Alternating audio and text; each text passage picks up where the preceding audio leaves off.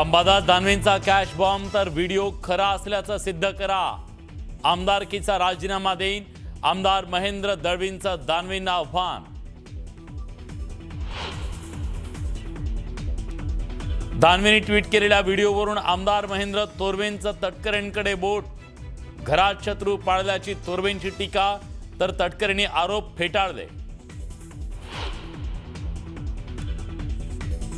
सरपंच संतोष देशमुखांच्या हत्येला 1 वर्ष पूर्ण. मुख्य आरोपी कृष्णा आंधळे अजून फरार. देशमुख कुटुंबीय अजूनही न्यायाच्या प्रतीक्षेत तर मनोज जरांगे यांचे धनंजय मुंडेंवर गंभीर आरोप. फलटणमधील डॉक्टर तरुणीची हत्या नव्हे तर आत्महत्या. तळहातावरचा अक्षर त्याच तरुणीचं. मुख्यमंत्र्यांची विधानसभेत माहिती.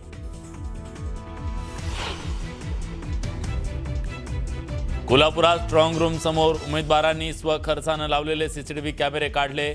कॅमेरे काढल्यानं उमेदवार कार्यकर्ते आक्रमक. पेठ वडगावमध्ये तणाव.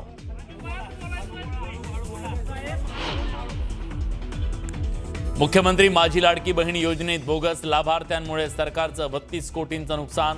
26 लाख अपात्र महिला आणि 14,297 पुरुषांनी योजनेचा लाभ घेतल्याची गंभीर बाब उघड. अपात्र लाभार्थ्यांमध्ये 9,500 शासकीय महिला कर्मचाऱ्यांचाही समावेश. अलिबागच्या नागावमध्ये बिबट्याची दहशत. बिबट्याच्या हल्ल्यात 5 जण जखमी. बिबट्याला जेरबंद करण्याचे प्रयत्न युद्धपातळीवर सुरू.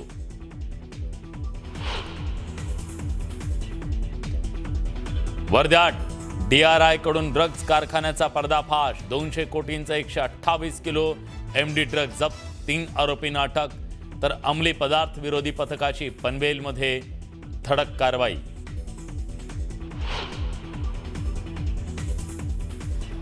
श्रमिकांच्या न्यायासाठी लढणाऱ्या नेत्याला अखेरचा निरोप. ज्येष्ठ समाजसेवक बाबा आढावांच्या पार्थिवावर शासकीय इतमामात अंत्यसंस्कार.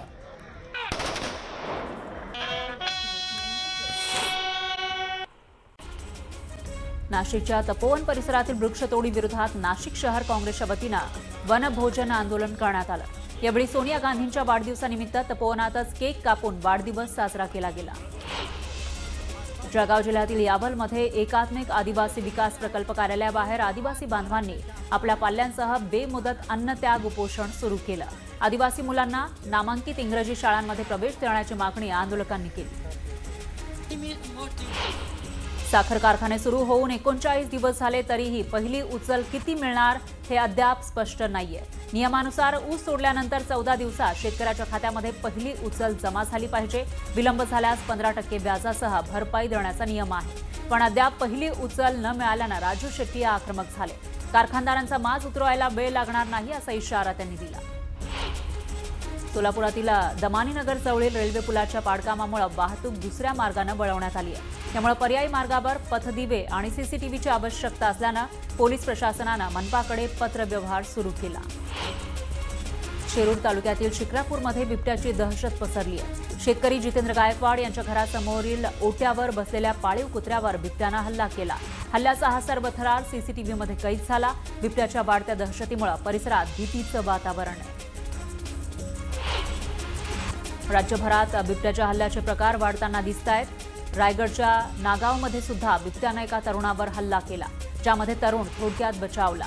नागावमधील खालची आळी भागामध्ये बिबट्यानं तरुणावर हल्ला केल्यानंतर परिसरात भीतीचं वातावरण पसरलंय.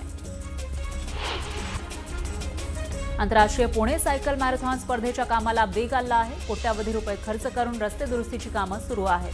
19 जानेवारीपासून ही आंतरराष्ट्रीय मॅरेथॉन सुरू होणार आहे.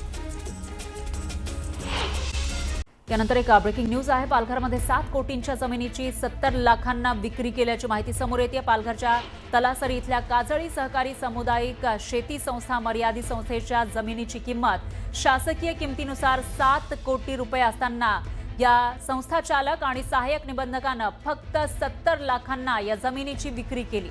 न्यूज 18 लोकमतनं ही बातमी दाखवल्यानंतर आमदार विनोद निकोले यांनी थेट सहकार मंत्र्यांना पत्र लिहिलंय. सहाय्यक निबंधकांना दिलेल्या पत्राच्या आधारावर तातडीनं तत्कालीन निबंधकासह संस्था चालकांवर गुन्हा दाखल करण्याचे निर्देश देण्याची मागणी निकोले यांनी या पत्रात केलेली आहे। तर 7 कोटींची जमीन फक्त 70 लाखांना विकल्याची माहिती समोर येते आणि या सगळ्याविषयी माहितीसाठी आपले प्रतिनिधी राहुल पाटील हे आपल्यासोबत जोडले गेले आहेत। राहुल, काय सांगाल, नेमकं प्रकरण काय आहे आणि पुढे काय होऊ शकतं? तलासरीतील जे काजळी सामुदायिक शेती सहकारी संस्था मर्यादित आहे, या संस्थेची जागा साधारणतः 2018च्या आधी ज्याची किंमत बाजारभावानुसार 7 कोटी रुपये होती, या जागेची खरेदी विक्री झाली। या संस्था चालकांसह जे तत्कालीन डहाणूचे उपनिबंधक होते यांच्या हस्ते याची विक्री झाली होती। मात्र ही विक्री जी आहे ती केवळ 70 लाखांना करण्यात आली होती। मुळात 7 कोटींची जमीन ही 70 लाखांना विकण्यात आली आणि ती सुद्धा या संस्थेमधील काही संस्था चालक होते यांनीच ही खरेदी केल्याची माहिती जी आहे ती समोर आली होती। या संदर्भात मागील आठवड्यात न्यूज 18 लोकमतने ही बातमी लावून धरल्यानंतर आता डहाणूचे आमदार आहेत विनोद निकोले यांनी सुद्धा या सगळ्याचा पाठपुरावा करण्यास सुरुवात केलेली आहे। राज्याचे सहकार मंत्री आहेत बाळासाहेब पाटील यांना त्यांनी पत्र लिहत या संदर्भात कारवाई करण्याचे निर्देश दिलेले आहेत। मुळात पाहिलं तर या संदर्भात उपनिबंधक असतील किंवा मग जिल्हा निबंधक असतील यांच्याकडून पालघर पोलिसांना वारंवार पत्र लिहिलं जातंय की या संदर्भात गैरव्यवहार झालाय, त्याच्यामुळे या संस्थेवरती जे संस्था चालक असतील किंवा उपनिबंधक असतील तत्कालीन यांच्यावरती गुन्हा दाखल करण्याची मागणी निबंधकांकडून केली जाते। मात्र पोलीस प्रशासन या कुठेही जे कारवाई आहे ती करताना दिसत नाहीये। एकूणच न्यायालयीन प्रक्रिया असल्याचं पालघर पोलिसांकडून सांगण्यात येत असलं तरी सुद्धा जर जे निबंधक आहेत, जे ऑडिटर आहेत त्यांच्याकडूनच या संदर्भात जर फिर्याद दिली जात असेल तर पोलिसांना या संदर्भात गुन्हा दाखल करण्यास अडचण काय, असा सवाल देखील या निमित्ताने निकोले यांनी उपस्थित केला आहे। बरोबर आहे, त्यामुळे आता पुढे तरी गुन्हा दाखल होतो का, कारवाई होते का, ते बघावं लागेल। धन्यवाद तुम्ही दिलेल्या या सविस्तर माहितीसाठी। आणखी एक ब्रेकिंग न्यूज आहे। अलिबागचे आमदार महेंद्र दळवी यांच्या समर्थकांनी अंबादास दानवेंविरोधात आक्रमक पवित्रा घेतलेला आहे आणि जोरदार निदर्शनं केली। अलिबाग इथल्या छत्रपती शिवाजी महाराज चौकात दानवेंचा प्रतिकात्मक पुतळा जाळून त्यांचा तीव्र निषेध करण्यात आला। दानवेंनी केलेल्या आरोपांचे पडसाद अलिबागमध्ये उमटताना दिसतायत। या वक्तव्याचा निषेध करण्यासाठी आमदार महेंद्र दळवी यांचे समर्थक रस्त्यावर उतरले, कारण दानवेंनी एक व्हिडिओ ट्विट केला होता आणि या व्हिडिओमध्ये महेंद्र दळवी यांचे पैशांचे बंडल असल्याचा आरोप त्यांनी केलेला होता। त्या विरोधात आता दळवी समर्थक आक्रमक झाले।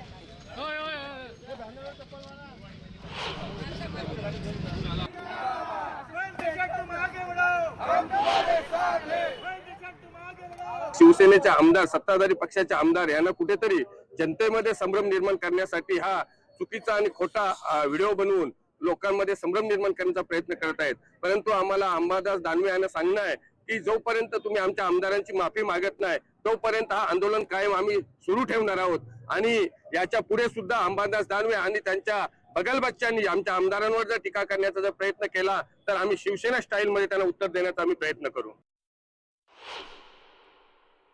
आमदार साहेबांच्या हाताचं जे घड्याळ दाखवलंय ते गोल्डन कलरच्या पट्ट्याचं आणि आजपर्यंतच्या प्रवासात आमदार साहेबांनी असं कधी घड्याळ वापरलेलं नाही। हा एकच मुद्दा या तपासासाठी महत्वाचा आहे, बाकीचं तर सगळंच ते खोटं आहे। या ठिकाणी मी त्यांचा तीव्र शब्दात निषेध व्यक्त करते आणि त्या माणसाला मी सांगते की सद्बुद्धी देव परमेश्वर